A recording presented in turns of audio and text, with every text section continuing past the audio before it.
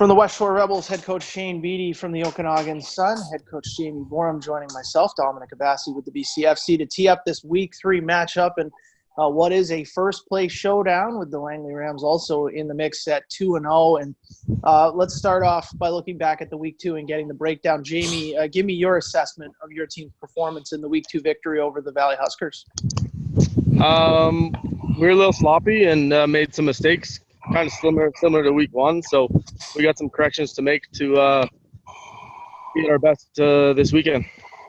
Shane, what about you? I mean, looked like a heck of an entertaining football game and another come-from-behind win for your club.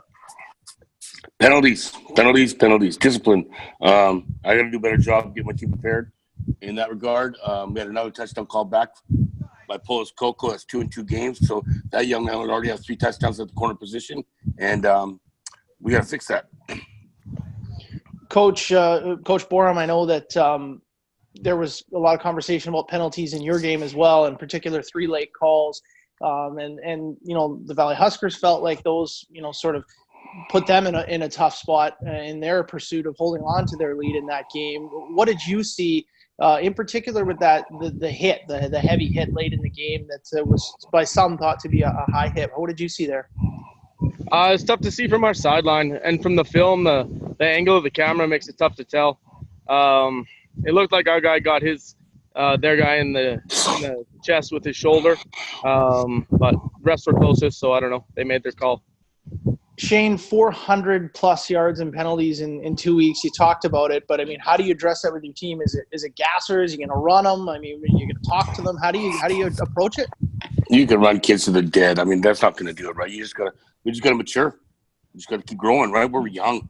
We're really young, and most of them, every time we get a turnover or blocking down the field, right? The turn-back block, the comeback block was killing us right now. You know, having to change that over the rules, we've been nailed with that 3 or 4 times. Roughing the passer, hey, I'll take those. That's going to happen, right? We're coming after the quarterback 8 out of 10 times. We're going to keep doing it against Kelowna, and Kelowna will always get the calls against us because we're the second-rate team. But I mean, we're going to keep coming. Jamie, the passing attack for your club was not prolific against the Huskers, but the running game has been there for both outings for your club. Are you happy with that? If that is the way it's going to play out for your team, that if you're heavily leaning on the run, is that going to be a recipe for success for your group? We got to have a more balanced attack. We've been successful on the ground, but at the end of the day, like, we got to be consistent to be able to pass and be able to lock up properly. So, yeah, we need to be better on both sides ends.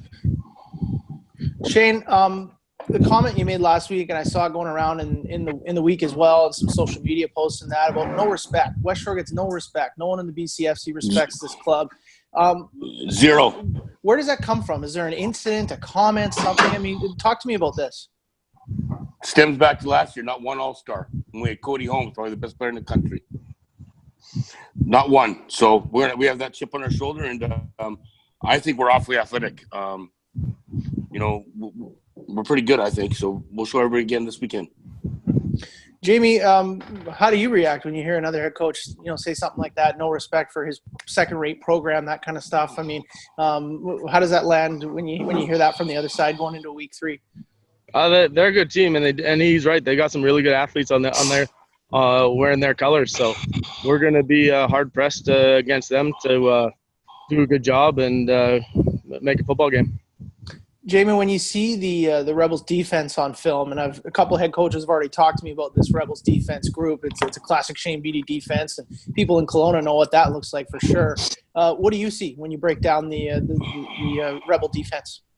They got athletes all over, and if they're going to run that 30 front of theirs and be able to get pressure and stop the run, that's going to cause everybody problems. So we got to do a good job on our part in terms of game planning and scheming and making sure we're blocking people up properly. Shane, what about you for the Okanagan Sun? This clash of 2-0 football teams here. What do you see when you break down this Sun group? Well, once again, I love Connor Richards. I love Tyler. I think they have 2 very, very good football players on the defense of the ball. A couple of DNs that we had went back in the day. They got some good athletes. I like the quarterback. The running back's small, but he's quick. Malcolm. So, I mean, and then obviously number 8. So, we'll be prepared. We're going to switch some things up this week, go all 4-3, and we're not going to run the stack at all. But we'll be ready to go. Jamie, how much you put into that? You buy that? Yeah, like iced Eskimos. Yeah, there we go. Gentlemen, I appreciate this. Hey, this is going to be a fun showdown. All eyes are going to be on this game. So best of luck in your preparations, and thanks for your time. Thanks a lot. Good luck, Jamie. Good luck, Yeah, Jamie. Much respect. Okay. Bye.